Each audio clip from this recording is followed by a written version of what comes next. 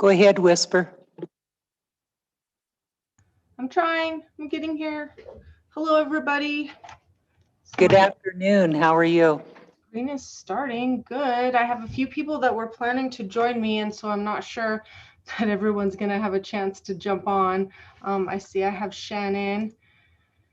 And so we'll start talking about what we have scheduled.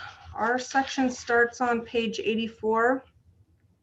Well, actually, that's my agenda request form. Our page is going to start on 85. And we're talking about the bison management at the bison range. We've been working with the current staff out there, as well as Leonard Gray, and talking about the bison capture operation that will be starting up the rest of the year. And so we created this little document to kind of talk about our process so far and where we're at. And what we need today is to talk to you about options on what we want to do. A couple of things preliminarily about the capture, but also about where we want to send the surplus bison. So the Fish and Wildlife Service have done the population survey to see what they believe the surplus is for this year. There was no bison capture operation last year because of COVID. So there are extra bison out there because nothing happened with them. The carrying capacity, or the Fish and Wildlife Service population objective, is 285 to 300 animals.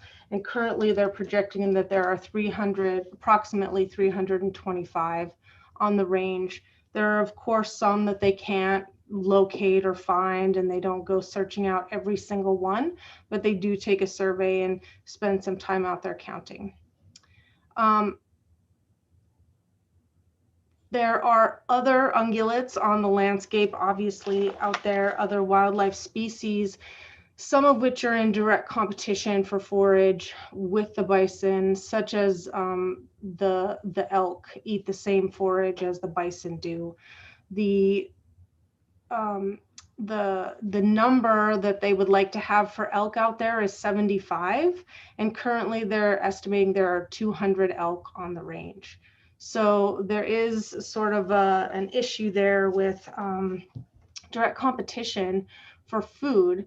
And so that's something that we're going to be bringing to you to talk about too in the future, is reducing some of those other numbers of ungulates so that we can focus on the bison, because it is the bison range.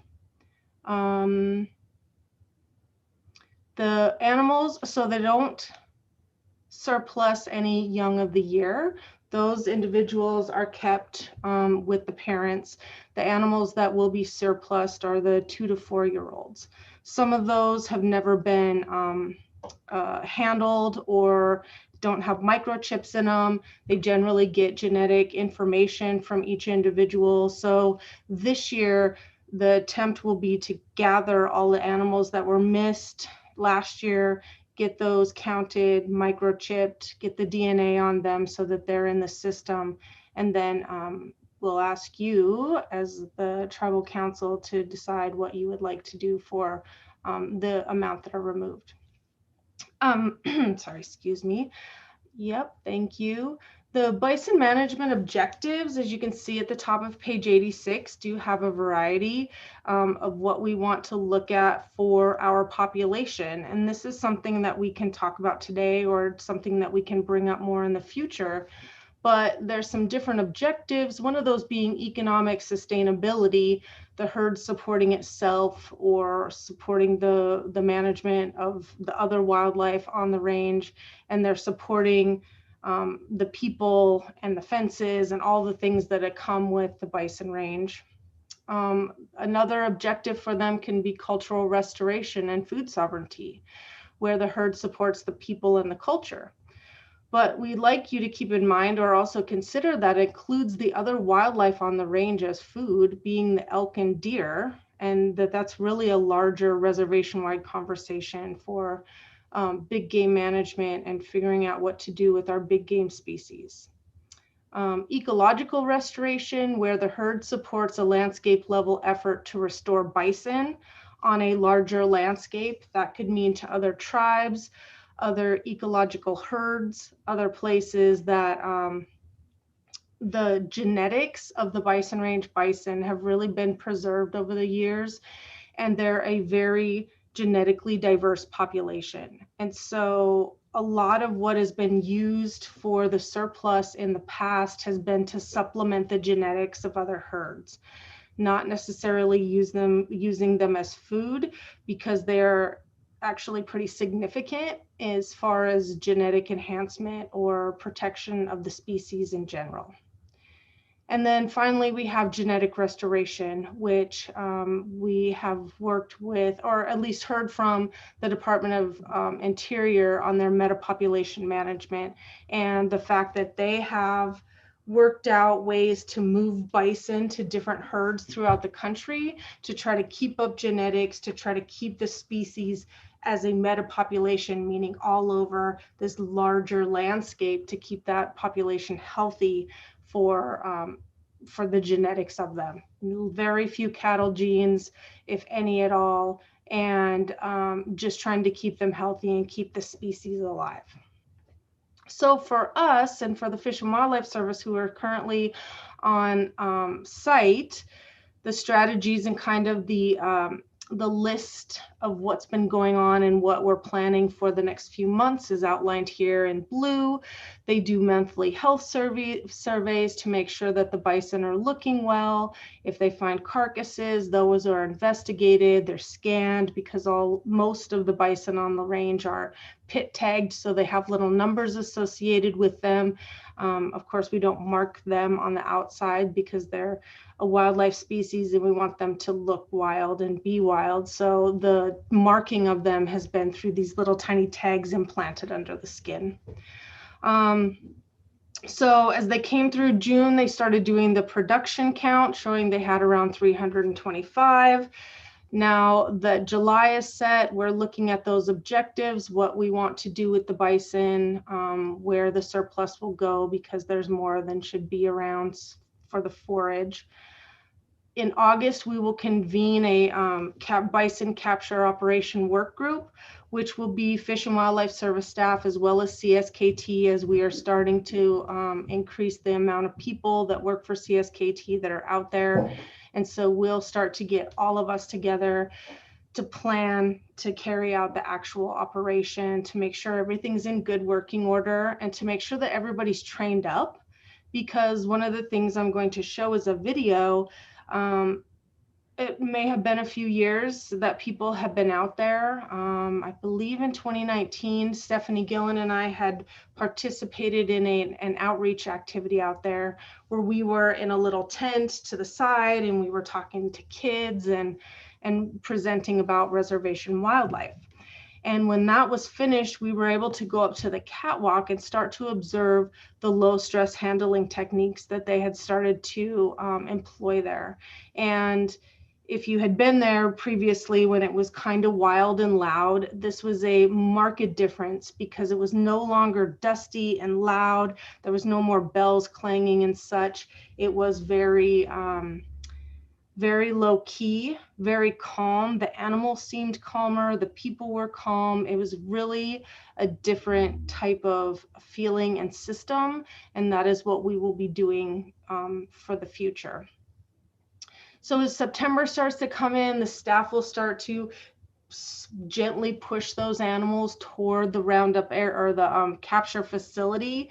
They'll start to gently push them, close gates behind them, leave them for a couple days, and just keep moving them through the pastures till they get closer to the facility. And we'll be preparing and making sure everything's good there. That's the biological staff as well as the maintenance staff out there.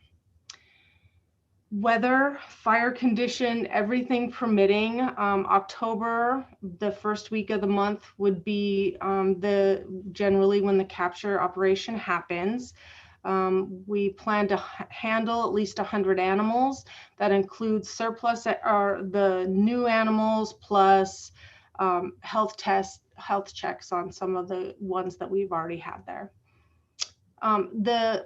The week, how it's been laid out here, we have an example week. We do have a large number of animals to handle, so so it may take a little bit longer, but the idea is that Monday we would start to set up, everything would start to get ready. They'd start to move the animals and sort of separate them in the corrals as they start to get closer. The bulls will be allowed to run through. They're not usually handled because they've already been as such when they were younger. They're bigger, they have more of a chance of getting injured. So they will scan them and send those out to the range. They'll just let them go through. Maybe a few of the ones that need to be handled will be so on Monday as we start to just try to get ready. Tuesday will be the full effort of processing the herd. I have here that we could have the public in attendance. That is one of the things that we want to bring to council today, is that the staff is recommending that we not have the public for the first year, because we want to use that as a training time, and we don't want to put stress on the staff. We don't want to stress the animals because the staff are stressed. We would like to just have this first year be a training operation where we can just kind of learn from each other and do what we need to do without the added pressure of extra people being there and watching. And I guess I would leave that for our discussion and see what you all think about that. Do we want to talk about that first, or should we go on?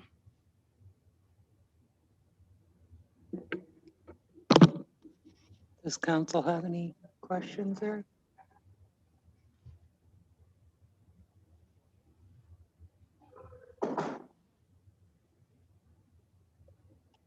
Okay, go ahead and finish, and then we can go back if somebody has a question.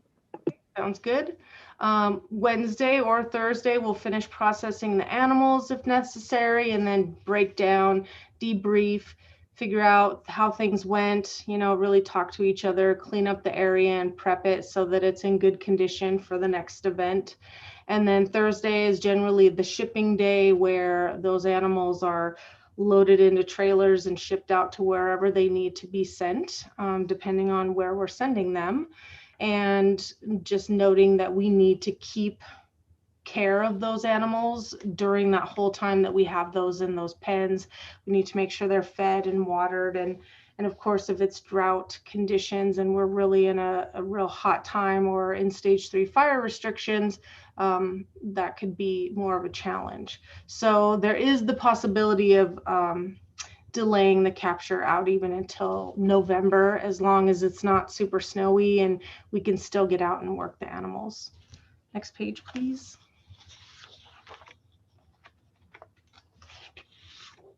Actually, I think I'm going to show my video really quick, if you wouldn't mind me sharing my screen. And the idea here, I'm going to give you the quick rundown before I start playing them. They're all going to just play in succession. And the first two videos are from a training operation that shows the difference between high stress and low stress bison handling at a facility. So the first one will be chaotic, and we'll show what they're doing when they're hollering and yelling and just opening up the fence and letting the bison run. The second low stress video will be more of this passive way of getting animals to move without being really loud and aggressive about it. And then the last two will be two videos that, and they're very short, two videos that come from the actual bison range facility here and are ones that have happened in our area. So give me 1 second to start these. I practiced to make sure. Pause.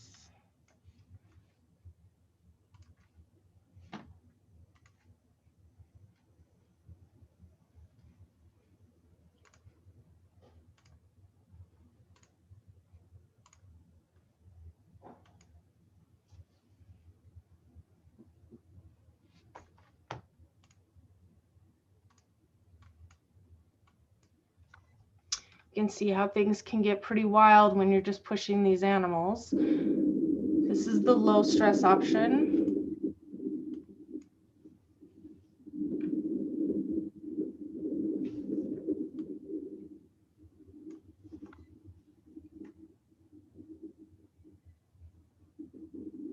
And I'm not sure if Amy Lisk was able to jump on. Yep.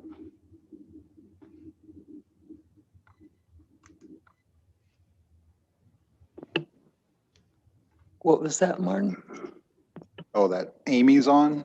Yep, I did see her. She can bring some other details. This is at the actual bison range. Hopefully you're still seeing my video of 2 bison with a flag. Yeah, we can see it. So the idea there's no rattle cans. They're using the flag to try to separate. Again, no rattle cans, just these flags and a gentle tap.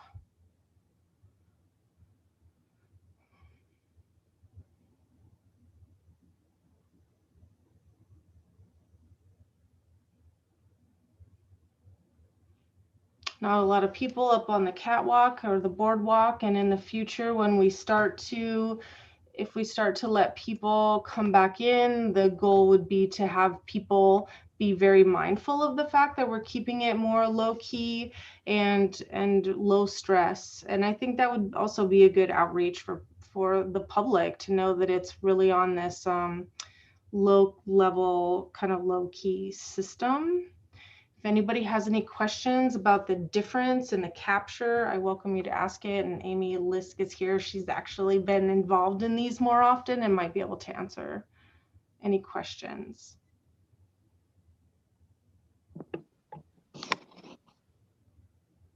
Do you have anything for us, Amy?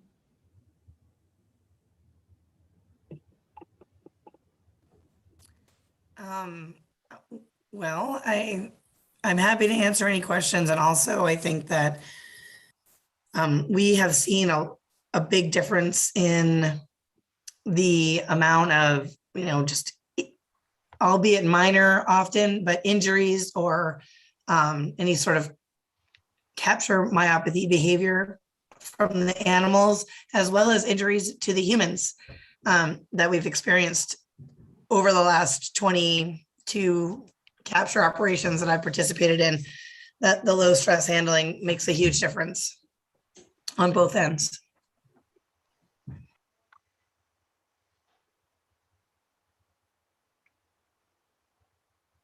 Great. If you have any other questions at the end, we can definitely swing back around to those. So now we're going to be on page 87, please.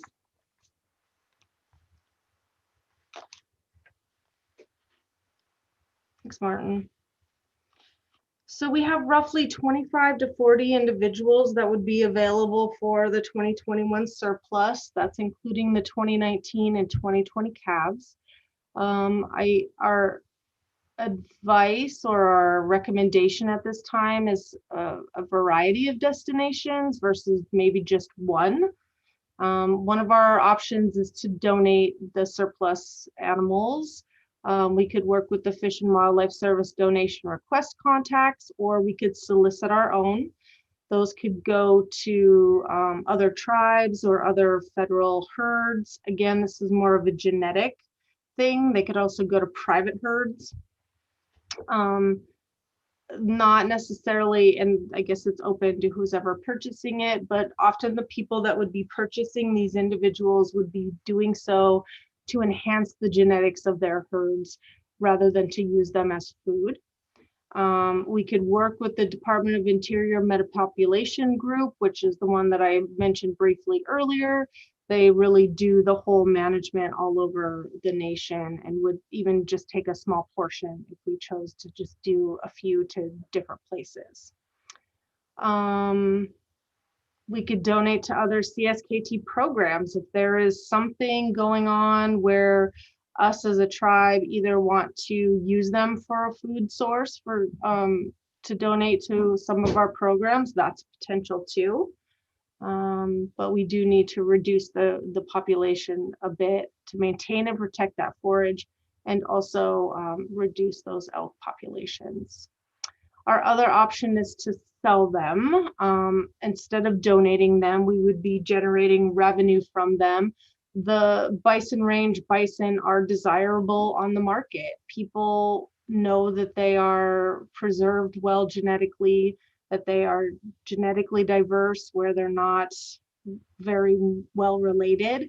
And that is an option for some of the donated ones. If we have genetic information on them, the more related individuals can be the ones that go rather than stay.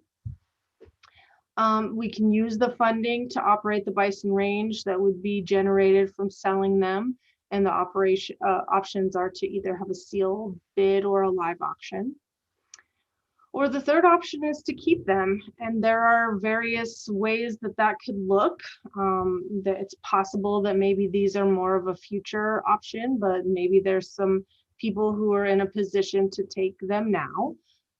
We could supplement CSKT ranchers to start private bison herds here on the reservation. We could grow this herd and then expand bison to other parts of the reservation on tribal lands. We could use them as a production herd or a food sovereignty herd, where they would be maybe taken, the surplus or part of the surplus would be taken to another area where they are grown up for food sovereignty purposes. Or a production herd similar to our native fish keepers, which would be a corporation. I think that maybe Fort Belknap does this as well, where they have a bison herd and they have a store where people can come and buy the meat from the tribes. And so I don't know that we're set up right now to create a production herd or a food sovereignty herd, but maybe there is the potential. And that's a tribal corporation that would grow and sell the meat for profit. And maybe at some point can include some of those other species. A real big consideration right now is drought, and that there may be a need to supplemental feed or intervene with that elk removal to ensure that they have winter forage for this coming year and into the next spring, that they have food next year. The grass is really dry now and may be compromised for quality.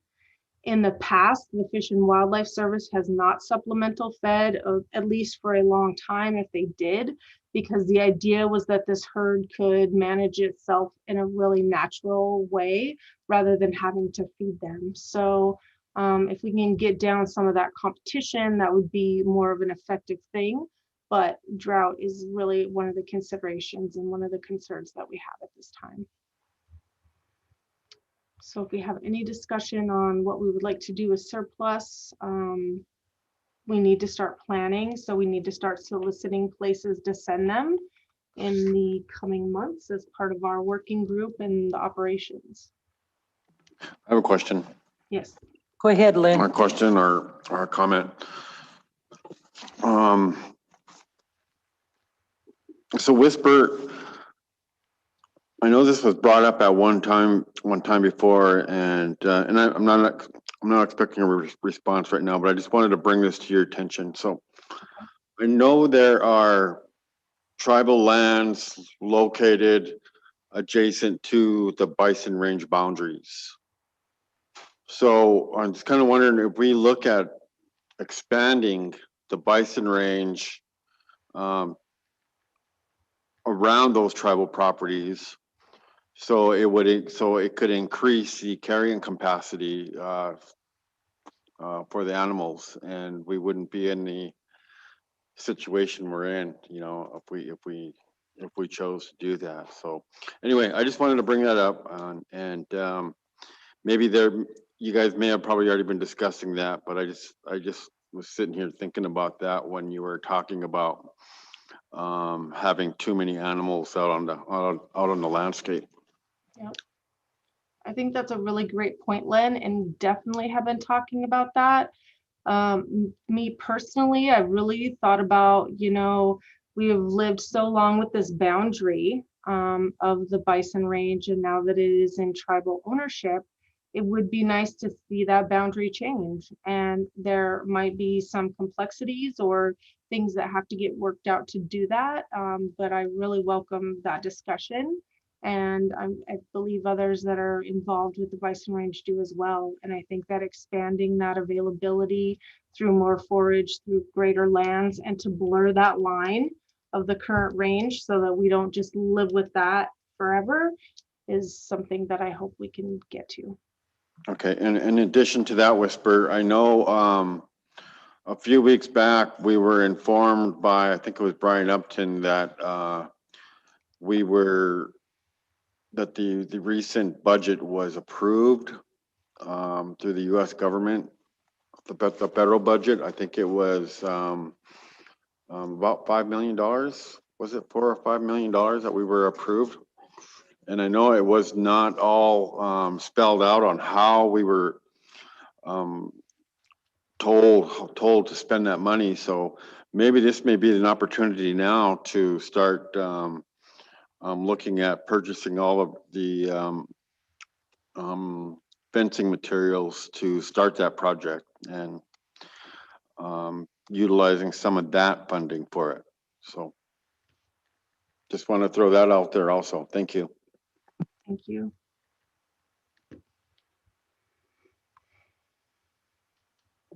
Go ahead, Mike. Thank you, Madam Chair. Whisper, I'm curious, if we only have 25 to 40 available surplus animals this year, and it's after 2 years of not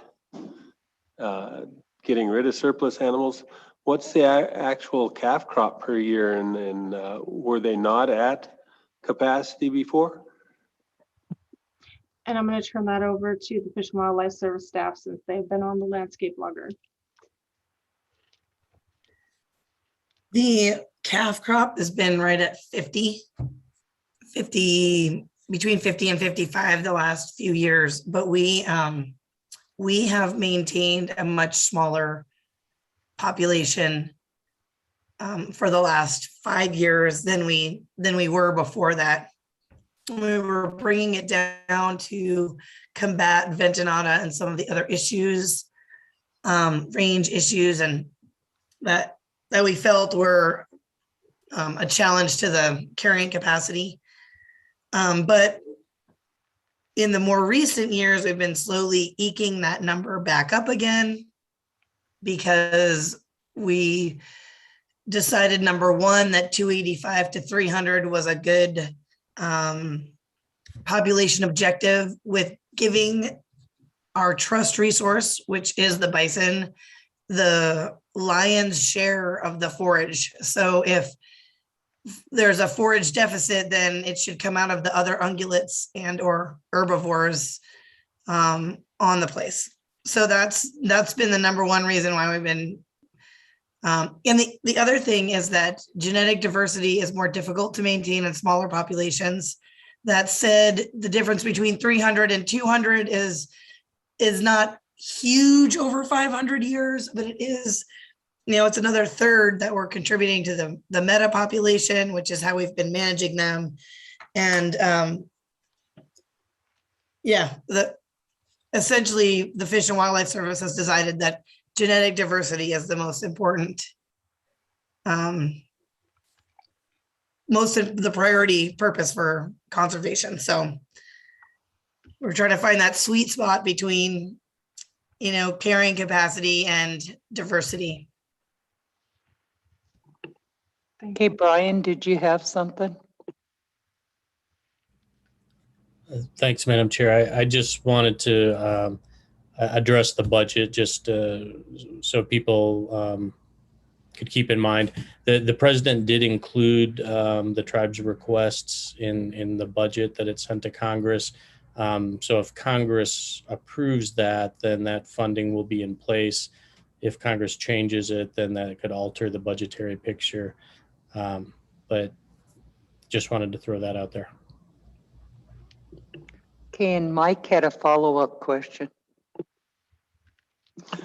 Yeah, Amy, thank you for that answer. I'm just wondering, what will our calf crop be with a herd of 300? So what we've counted so far this year is right at 54. We did that count in June. I expect that to be pretty close.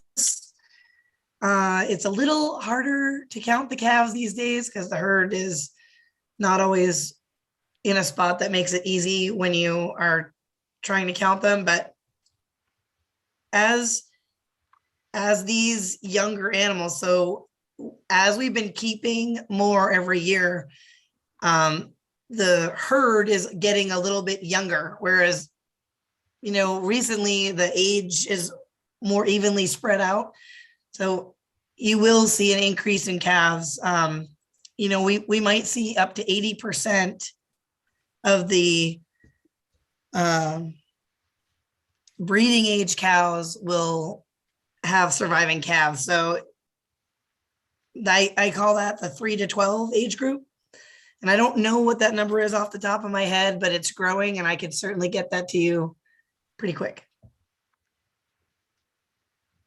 Thank you.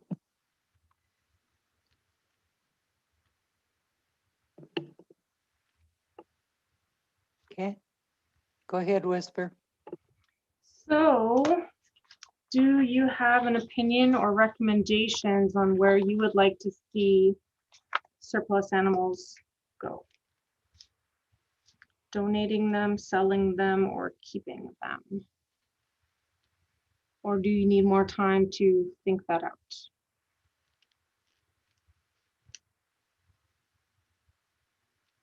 Madam Chair? Go ahead. I'm sorry, Carolyn. Yeah, we used to provide it to schools, I know that, but how about elders? I mean, when you say surplus, do you mean over and above what we're Surplus. going to keep, of course? Yep.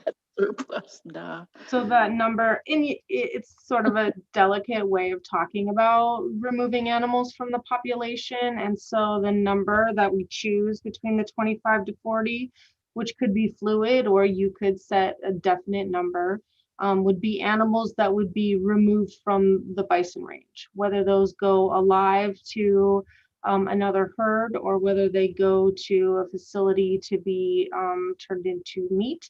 That is up to you or us.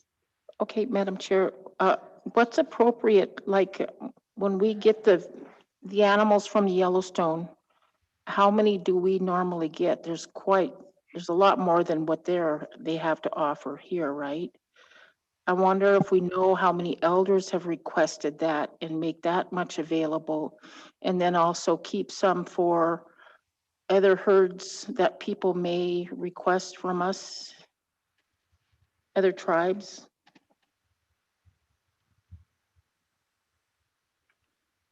Go ahead, Tom. Thank you, Madam Vice Chair. The question on surplus animals come from Yellowstone National Park. The way we run that program is we find out each tribal program, department, institution that may want to receive buffalo meat. We send out that inquiry.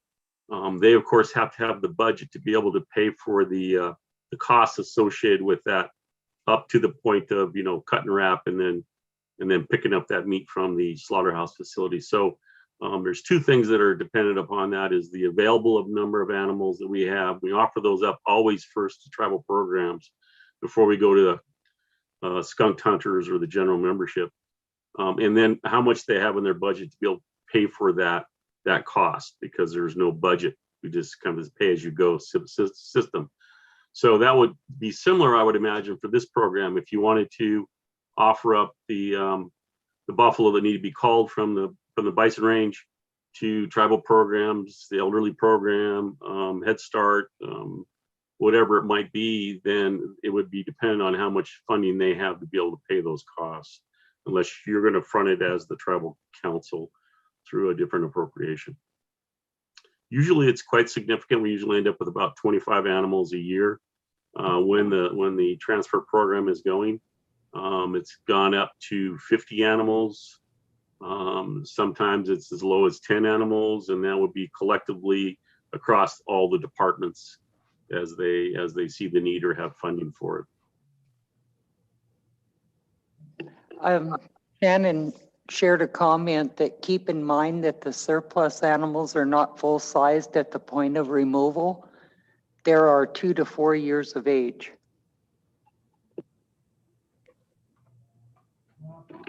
Go ahead, Sharma. Thank you, Madam Chair. Whisper and all of you experts out there, I guess I'm curious, and in here, Leonard and Willie are here. So I was wondering if we were to agree with either of the two options, or excuse me. Let me ask about the last option, keeping them, and you have various uses under that option. In order to meet the need for the limited forage and so forth, how quickly could that happen in order to satisfy the goal of management there? Is that a viable option now, or is that more viable as a future option? And then my second part to the question is, if we were to go with the selling option, is or possibly a hybrid of the sell and keep, are there good market options, I guess, that you're aware of? Thanks. Because I do agree revenue is important, right? Thank you.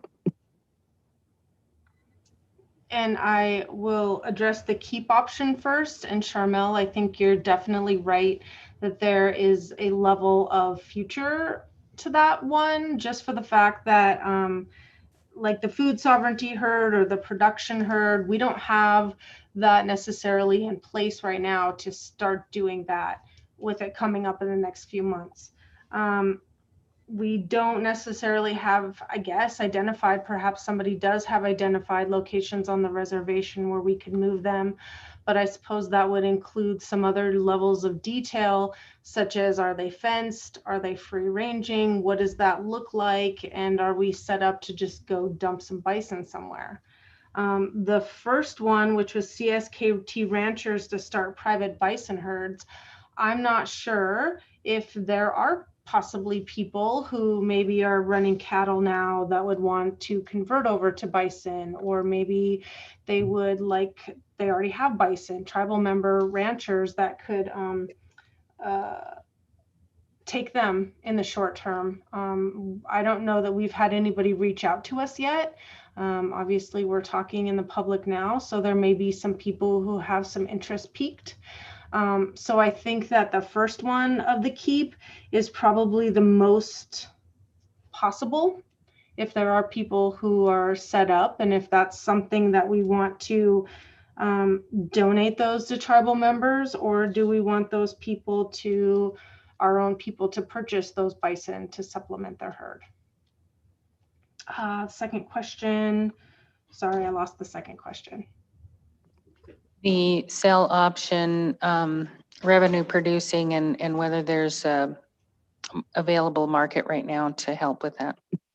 I don't have the total answer to that. I know that Amy Lisk has done that in the past.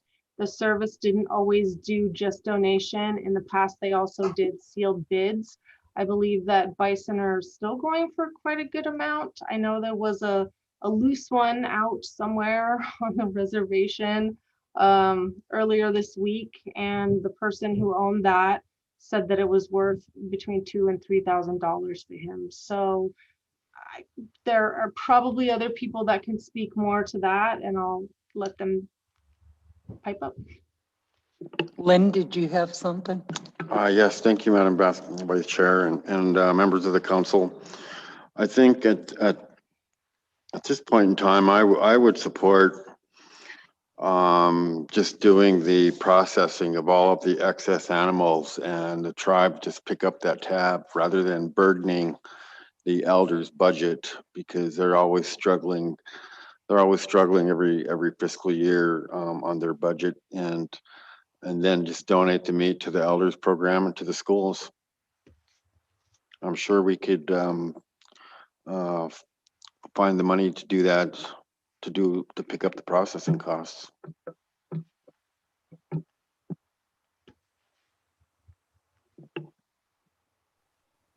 Go ahead, Ellie. Thank you, Madam Chair. The only concern I guess I have with that option at this point is until we know what funding we're going to have to ensure the running of the bison range.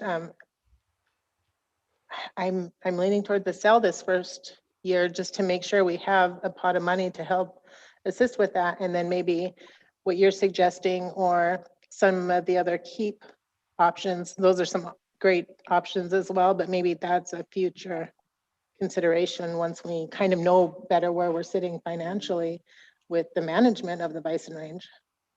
If that money doesn't come through, then we're back maybe wishing or thinking we passed up on an opportunity to raise.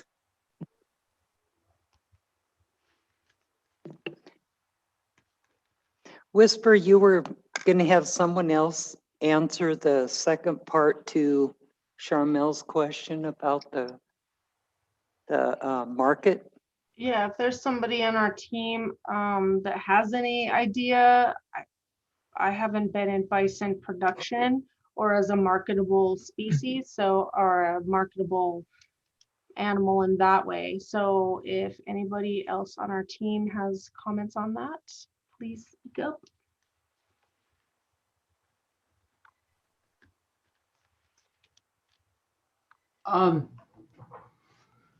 If you were going to use these animals for slaughter and meat processing, I refer back to my comment on the chat, is that these are only 2 to 4 year old animals. They're not a full grown animal. So the meat production is not going to be real high off of the animals that you get off for a few years. If you're looking at a food sovereignty program, I suggest that we start a separate herd, one that we're not so worried about the genetics on for future generations or the 500-year outlook that the Fish and Wildlife Service has. That way you could mix and match with other bison, trade with other herders, just to grow your own herd for food sovereignty. And that way you could grow them out to full-size animals also. The ones that are culled are the ones that are most related to the herd that is already existing on the grounds. And that's why they pull them out. They're trying to keep the genes strong, reduce keeping relatives of the adult bison. So basically, the more related they are, the more they are apt to be pulled out. Thanks, Shannon. And and that was reiterated that a lot of them are the younger species, the younger individuals that are going to be removed. So there's that level of growing them up bigger and finishing them that would be good to be part of the production herd where somebody focuses on that. And that was one of the things that we discussed too, that the people that have private herds, they would be more interested in getting bison range bison and either trading out or selling their bison that aren't so genetically diverse or aren't that great, so that they can use the bison range ones to make their herd stronger. So there is that benefit in maybe, as Shannon's talking about, rotating some through or doing some trading or something for our production herds if we get to that point, or food sovereignty herd.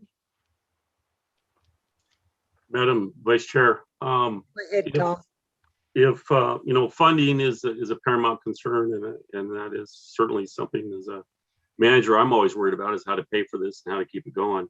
To me, obviously, if the bison themselves, other than being a watchable wildlife and having that draw from the public, the most valuable thing they could be used for is a live auction sale. I think Shannon hit it on the point. If we're going to get into meat production, you want to grab a larger animal for that purpose.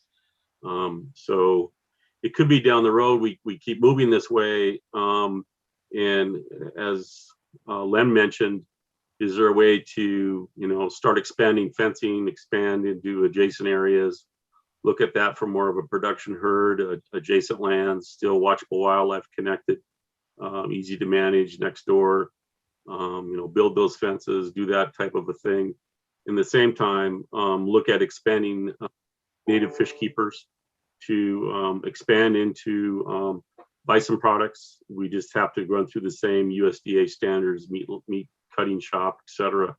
The template's there for us to use that as a nonprofit. It's just an expansion of their corporate operations and a little bit of paperwork. But those are all different options for you to consider.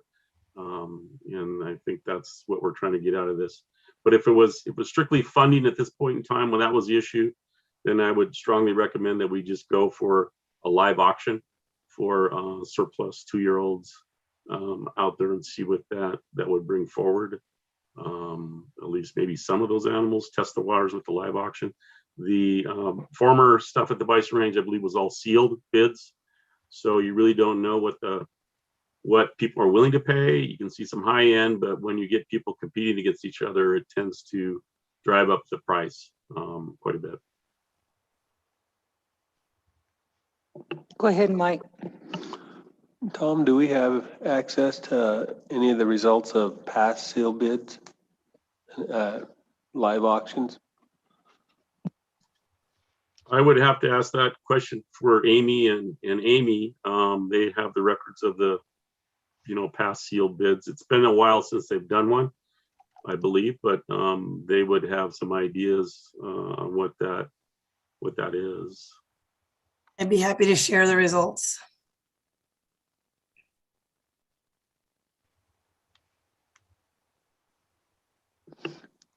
So would there be a possibility of, 25 to 40 or whatever, that you donated a few and then you sold a few? And that way you could make revenue and still kind of stick to the way U.S. Fish and Wildlife Service did it before? Madam Chair. Go ahead. I wonder, Amy, Lisk, if you could give us just a brief, some information on the biodiversity program and what donating a few to that program could do for the, I'm sorry, it's called a metapopulation. It's like, that's not the right word. The metapopulation, where this herd would help to assist with bison conservation in the whole U.S.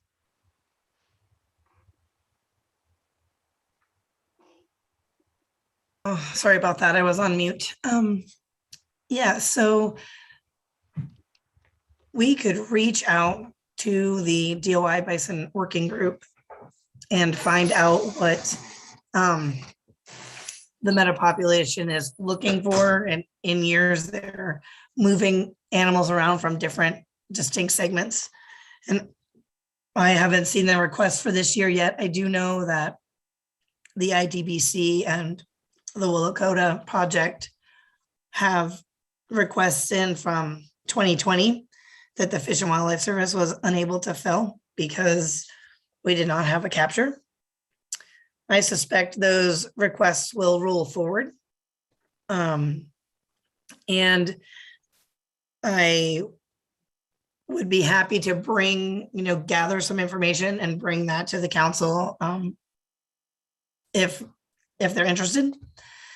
As in terms of who is interested, and if you wanted to say split up the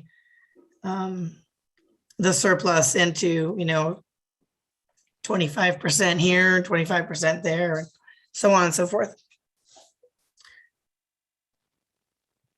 I don't remember if there was a second part of that question, Whisper, sorry. Oh, you're muted. Yeah, sorry. Talking about that metapopulation and the fact that the genetics, that this herd can still be beneficial to the genetics of bison all over the West. And there, I would argue that there is a benefit for bison all over for us to at least consider donating a few to that program. And we don't pay those costs.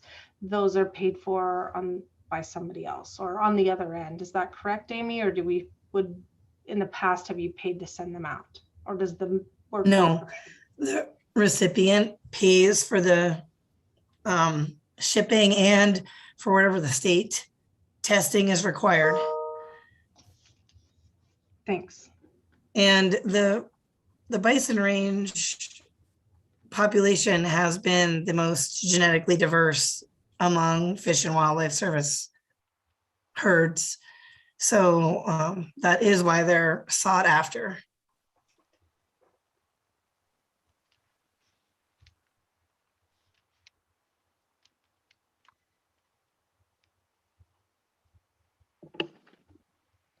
Any other questions?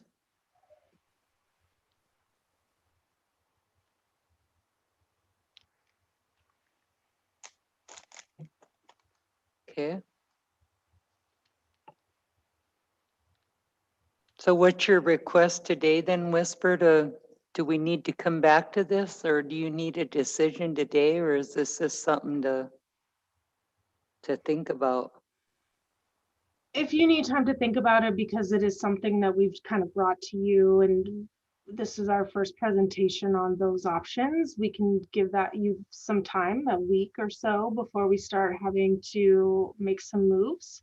If you all feel comfortable in thinking about proportions of where you would like some animals to go, we could take that decision today as well.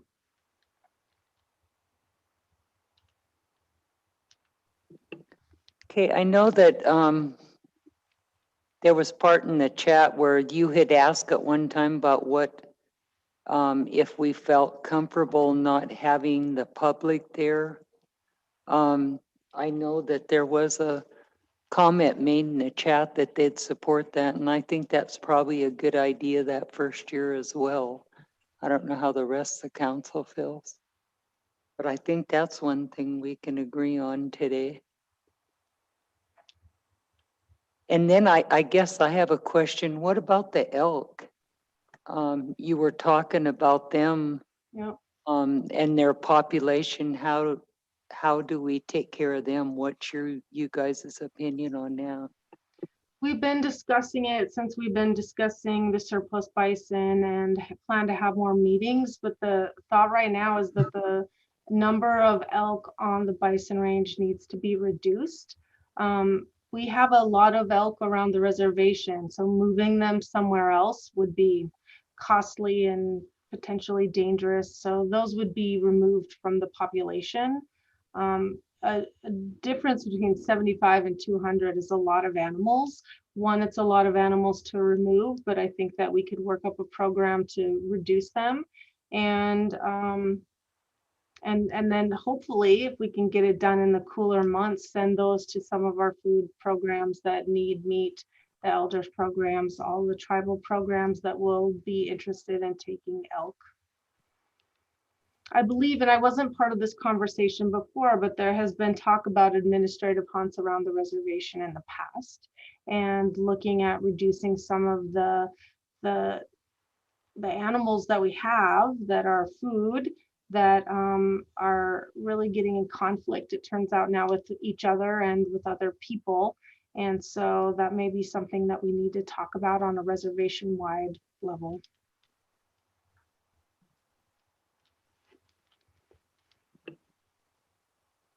Okay. I wonder if somebody can research that and see if other tribes or other organizations are looking for some elk, or, maybe you could divide that out as well. And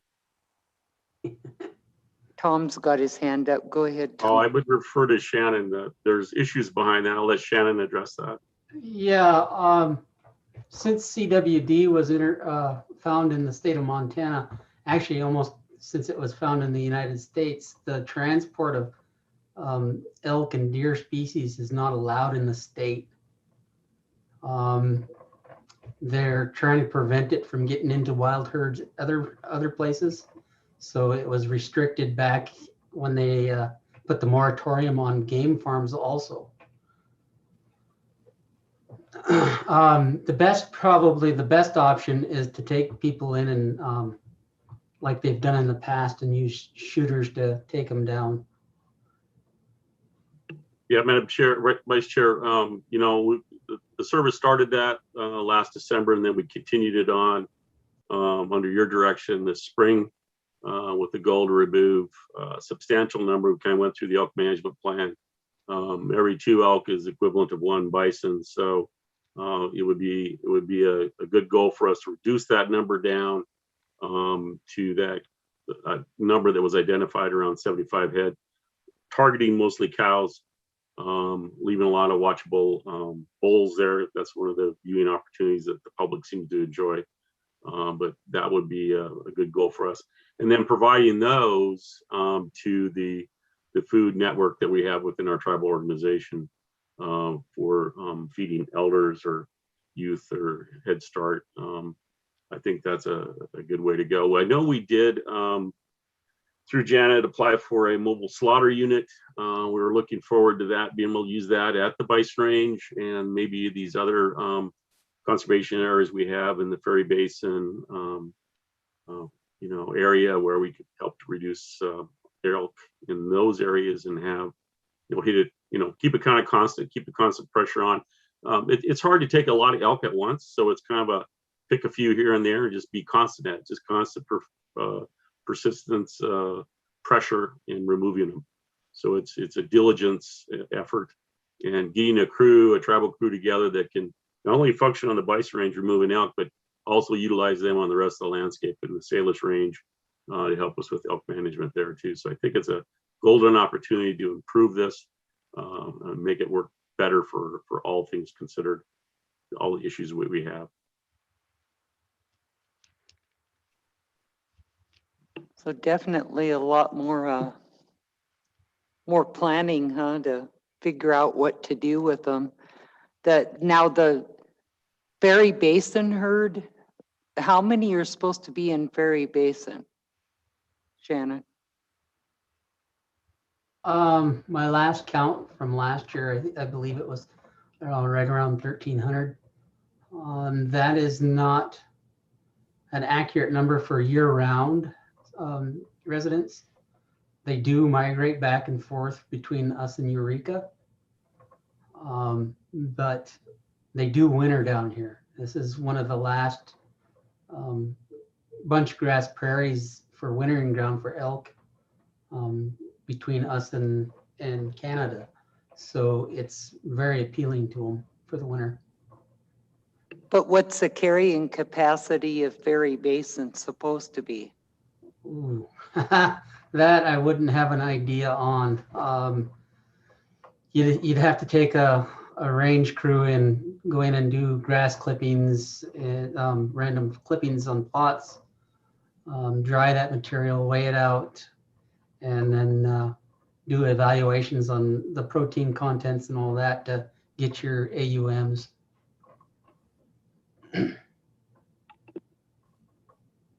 Well, I was just wondering what it actually started out to be, what we had envisioned, and I was laying out what is there now. So we definitely have to take care of that overpopulation. Definitely.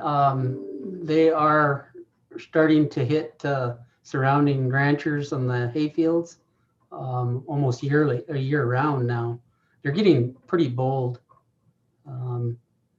If we could get more cooperation from private landowners, that would surely help surrounding these areas. Some of them are game for it, and some of them are kind of still reluctant to do that. And that's on getting tribal hunters to be able to access their property to take elk out. Okay. Any other questions? Well, considering the drought this year, I think it's going to be hard on everything. And it doesn't look like it's going to get any better. I mean, I think 2 or 3 of the presentations we've had today has came back to the drought. So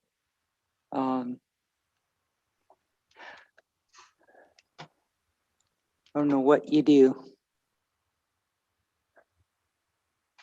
So was there any other action that you guys needed today? I think we're gonna lose one of our councilmen here at 3. Asking. Well, I think, overhead. Madam Chair, I think you've given us enough direction right now. We'll come back to talk about the population, dispersing the culling of the herd, where they would go. We'll do a little bit more research into that and come back to you in a week, next week, so you could still hot on your thought process. But we do have a request for a commercial photographer on your next pages 88 through 91, that I would love you to consider taking action upon. We have a gentleman that's been out at the Bison Ranch for quite a few years. He's a little private guy that sells some photos every now and then. And he is the first person to submit our special use permit or commercial use permit request. And he would like to be able to do that out there. We have had some other commercial photography that you've approved already for this season. Mostly for documentaries or films, not still photography like this gentleman. So he would like to, he's been going out there. He would like to continue in the future and would like your consideration to approve him for still photography that might turn into him selling some big game photos.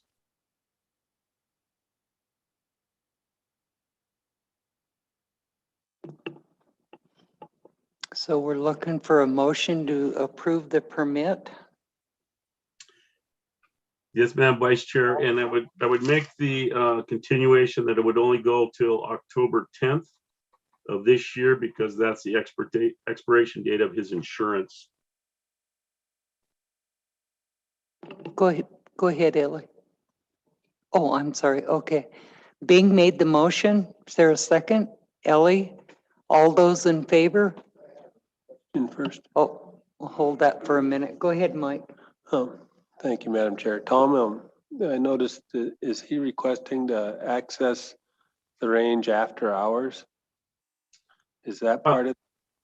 He would like to stay there and leave later than normal. That one, I would not exactly pass that directly on to him, that would be approved.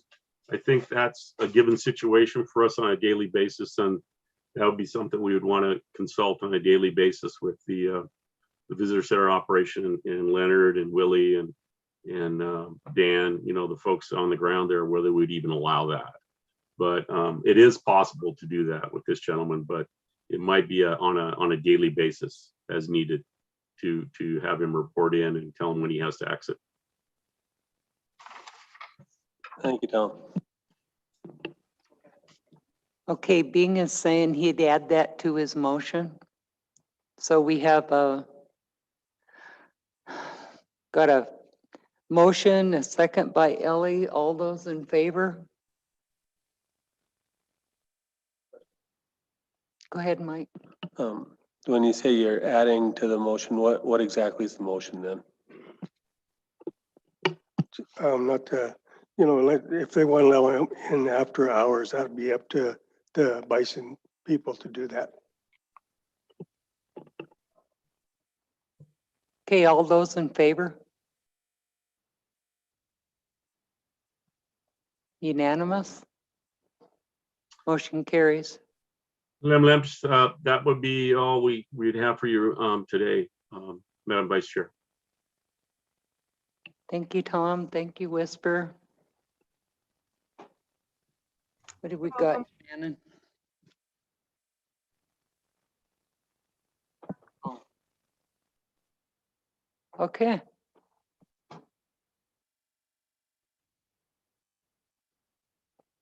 Thank you, everybody.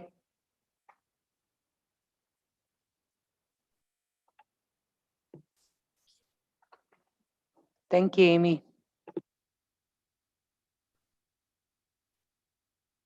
Okay, so our last issue for the day is Dell Nelson. with his DES monthly report.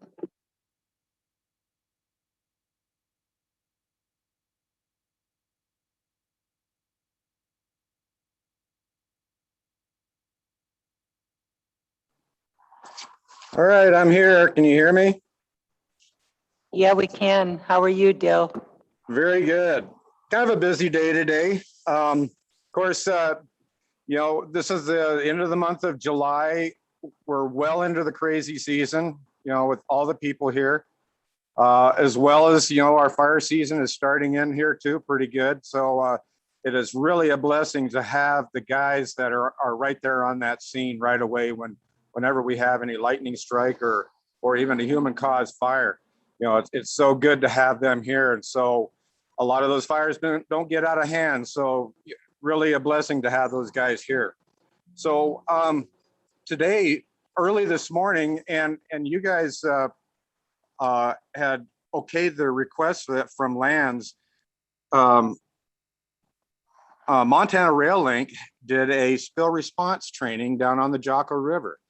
And I found out about this about a week ago. And I said to him, have you talked to anybody in the tribe about, any permitting or if that's what's needed? And of course, there was a bunch of big question marks. And so we started the process. I got a hold of somebody. I got a hold of George Ducharme in Lands. And he says, well, I'm the acting boss now, so I'll take care of it and see if I can get it pushed through. And so thank you, council, for allowing us to do that training. It was a really good time. They deployed over 200 feet of boom onto the river and put in a skimmer that would pick up oil if they had a derailment there on the rail. And so everything went well. And in the timing that did it was, I thought was excellent. So response will be really good in case something like that happens. They also were saying that they have some other sites that they had picked out to do training on too. And I checked those out today too. And of course, now they know they need to have the early request for permitting to do this. So there won't be any problem in the future. So that went really well. I'm glad I was involved with that. But as far as the rest of the month went, pretty routine stuff. I still continue those relationships with the local and tribal, state, national committees. We did have a face-to-face meeting with our Turk LAPC, and that is our tribal emergency response committee and our local emergency planning committee. And Turk LAPC, we're pretty proud of that we work so well with the county, and that's how that unified command was all introduced in there too, because of our Turk LAPC. But had a good meeting there, did a lot of talking about the COVID, the epidemics, and how we're still in the middle of it and still may see a lot of it blow up here in the near future too, with the new types of the flu that's coming around. So that was a good meeting. Then as far as crashes, I had just one that I had to respond to, and that was there at Sacagawea Park in Polson. Had a individual that just couldn't stop and went right into the lake right there. Had to call in a crane to lift it out of the water. And the city was involved in it. Search and rescue was all involved in it. So it went well. It was kind of late at night, but not too bad. It was dark, but everything went well with no one getting hurt on that. Also, then at the first of the month, when we were starting to see that really hot weather starting to come in, and through requests to the council and with other entities in the tribe, we got together and we set up and we designated certain sites for cooling stations. And as time goes on, we get all the smoke in here. They're kind of also doubling as a smoke relief station too. So we were able to get the money and the water and the snacks and the juices for those sites. And I think that went well. I don't think it was used a lot, but I think it was used enough for those people that really needed it. And they're really happy to have that. So talking with Tammy Matt, we're gonna make sure that planning is included in the tribal health, local health emergency planning too. So that was something that that's the way it should work too. When we have a problem, we need to plan for it, and there we got it. So without keeping you too much longer, like I said, most of it is all routine stuff that I do during the month. And if there's any questions, I'm ready for any. Go ahead, Lynn. Thank you, Madam Vice Chair. So Dale, how many masks do you have in stock? I have very little. I gave out probably 2,000 masks from when it first started. And right now I've got just a few for an emergency case, some the K95s. I got a few of those. I've got a few of those fancy ones that were donated to us. Got a few of those left. And I've got maybe 400 or 500 of those cloth masks that we had. And that's about it. Thanks, Dale.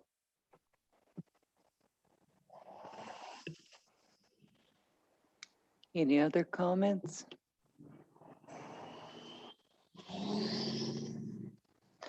So Dell, in listening to the news, which most of us do every morning, at least that's where I listen to it mainly in the morning, but kind of concerning that they're looking at this variant coming back again. I heard this morning that it's very concerning. Every day there's more cases added, and I'm just thinking that maybe we should get ourselves ready again with the PPE. I think you're totally correct on that too. I know that tribal health and public health are still ramping up because we're very close. You know, Kalispell is blowing up with it. We've got variants here already in our area that could blow up anytime. You know, people are just real laxed. And yes, I think we need to push the PPE again. I think we really do. Go ahead, Lynn. And thank you for that, Dale. Yes, we were just all notified this morning of a new case that just came up in Lake County. So I really think this council needs to have this discussion soon about changing our COVID protocols and getting our monitors back in place again. I just wanted to bring that up. If we can schedule a time, maybe Monday morning at the chairs meeting.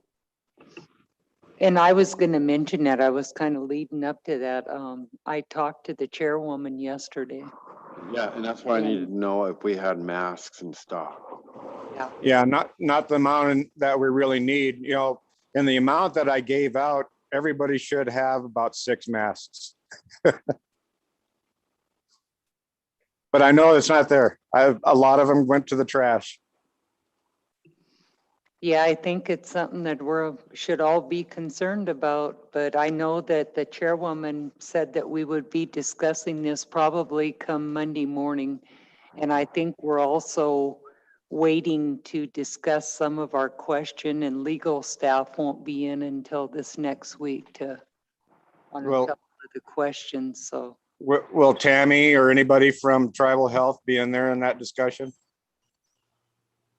you know, she didn't mention who was going to be there. We just discussed that it was something that the council needed to talk about. Yeah, it's a good beginning. Talking about President Biden talking about mandating all federal employees to be vaccinated and/or they can be tested weekly. So Yep, I am all for that.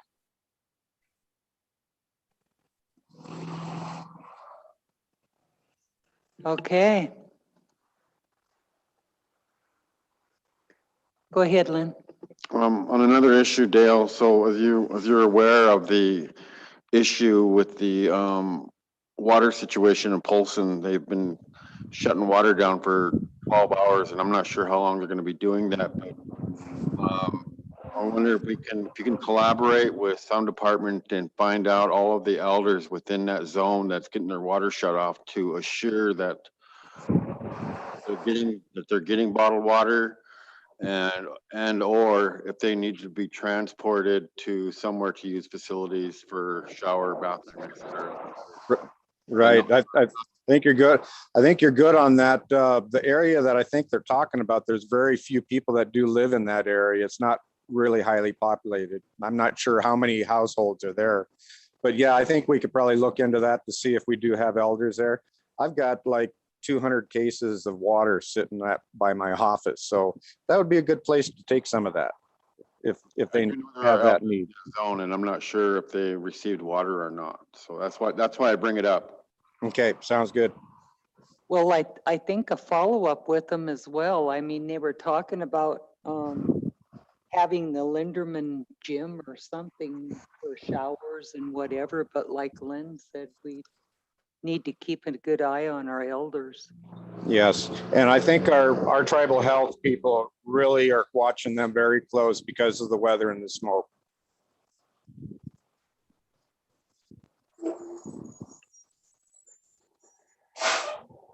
All right, Dale. Well, thank you for your report.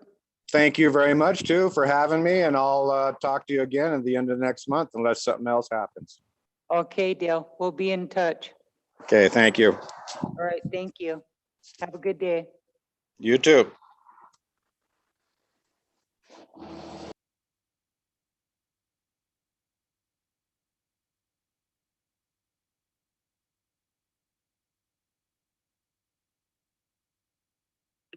Okay.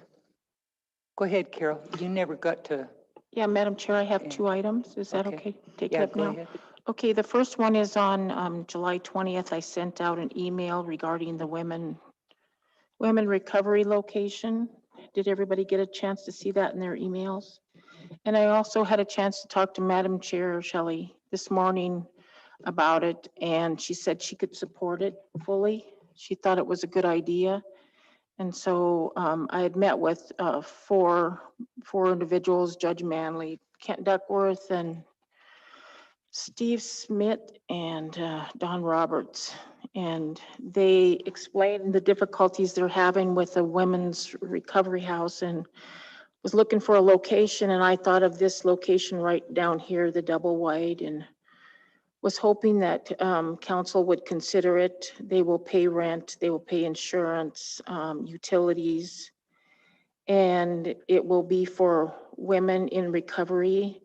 And I just also learned of a woman who is in the facility in Billings, the women's prison, and she's looking for a location when she comes home. And I thought, well, maybe that's a place for that individual too, to have a home to come home to, because you have to have an address. And I'm adding other things into it, but you know, with the women being in that location, they would be accessible to social services, the college, employment, groceries, of course, and access to their children through social services. And I really haven't sat down with Patricia or anything on it because I didn't want to move anywhere with it until council would say yay or nay. I just really need an answer, because I think if not, we need to kind of move on and try to figure something else out. The men have had a recovery house now for quite a while, and we see quite big success as long as there's somebody there in the house who is strong in their recovery and helping the women and guiding them along. And that's the same thing that'll happen here. I already have somebody lined out to furnish the whole house. The person said they'd write a check for the furniture and everything that's needed inside. And there is some work that needs to be done in there, and I'm sure either the court or Never Alone Recovery would also pay for that to be done. Any kind of upgrades or any kind of repairs that need to be done right now. But we're looking for an answer. Okay, so one of my questions was going to be if it was set up, you know, if it had showers and stuff like that. Yeah. That, and you've kind of answered that they're going to be furnishing it and doing. But it does have a shower.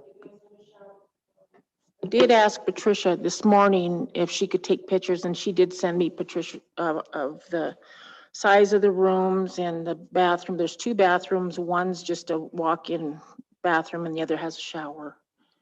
And that would be utilized.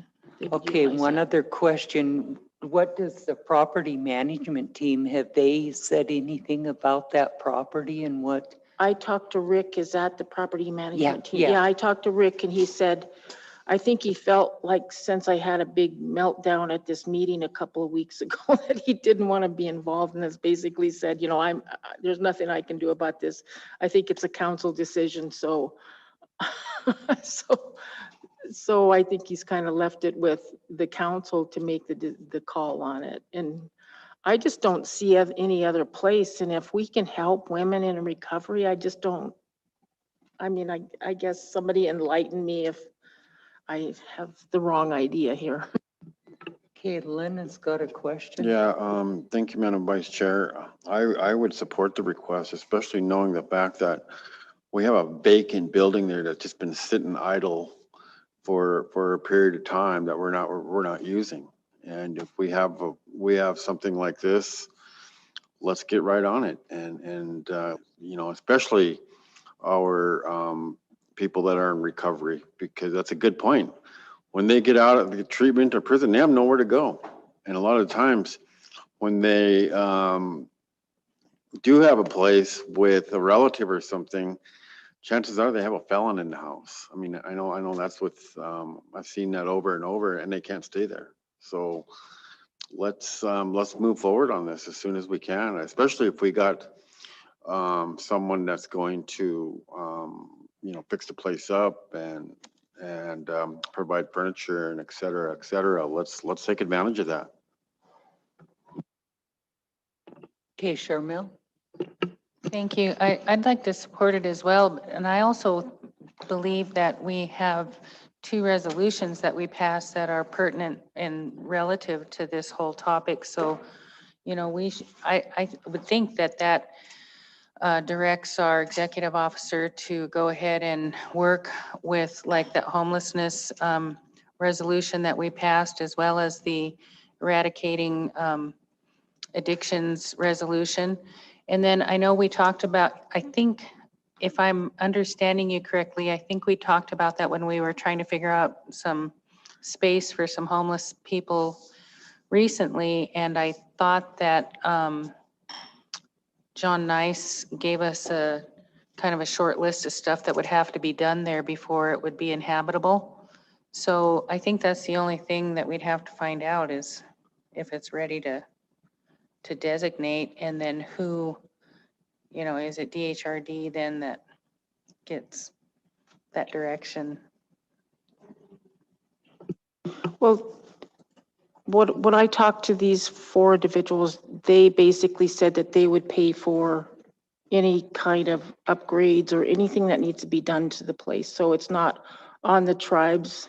They feel like it's an opportunity. So they just want to, so if they get that opportunity, because we can't find any other place, I mean, trust me, we've looked for many places, but if they get the opportunity, they want to be able to show the tribes that they're willing to do the work rather than us pay for it. And then we pay rent, utilities, and we can have them do work around here. If we, you know, if the ladies sometimes need to have things to do, you know, we can ask them to do things around here. So. Okay, Sharmil.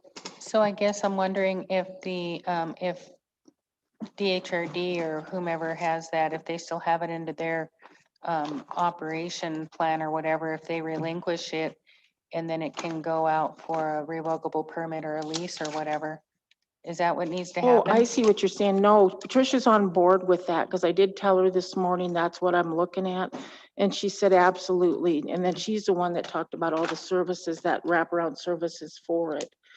But the insurance would be covered by Never Alone. I guess I'm not making myself clear, but the liability insurance would be covered by them. You answered my So if we did an MOU with them, DHRD did, then we'd be good.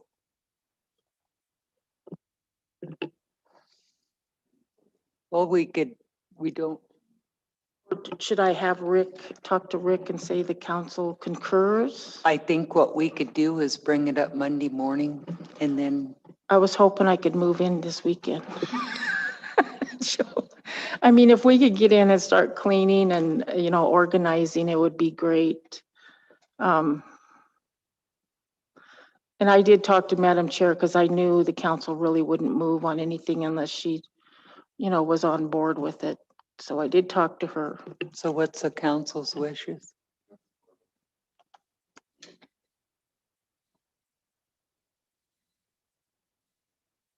Looks like everybody's in support. Should we do an action or just consensus? I can just tell Rick if that's okay, and then we can draft up an MOU. So everything that I had mentioned in there is covered under that umbrella. Okay, I'll do that. And then the second question, thank you guys. You don't know what a big relief that is for these women in recovery. And this is our goal, is to really help people. And that's what we're doing here. I mean, it just makes me emotional thinking about it. But the second one is another request. A young man, 37-year-old Brian O'Brien, passed away.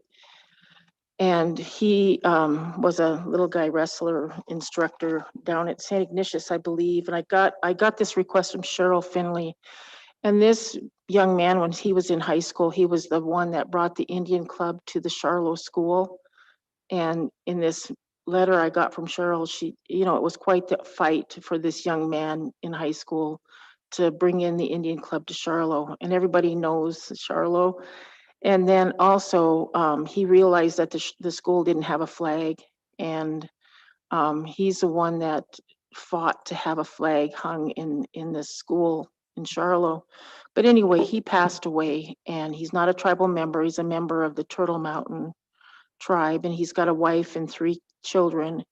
And he is requesting, or Cheryl would like to see if the tribal council would consider the $600 for his funeral services, since he was a part of our community and culturally involved. And I'm not sure funeral home or anything, but I thought it was appropriate to make the request. Yeah, he was part of our community, and his mother was a teacher down in the Dixon, Charlotte district. And it didn't matter what race you are, you learn from her regardless of what, but they've very much been a part of the community. And I'm glad Cheryl brought it forward. Does anybody have any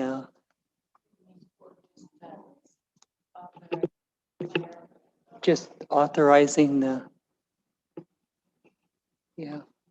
$600, which is within policy? Oh, go ahead, Jen. It's 500 for community Oh, yeah, members you're and then right. 600 for non-member. Okay, 500 then. Is everybody in agreement with that? Looks like it. Okay. I'm glad you brought that up, Carol.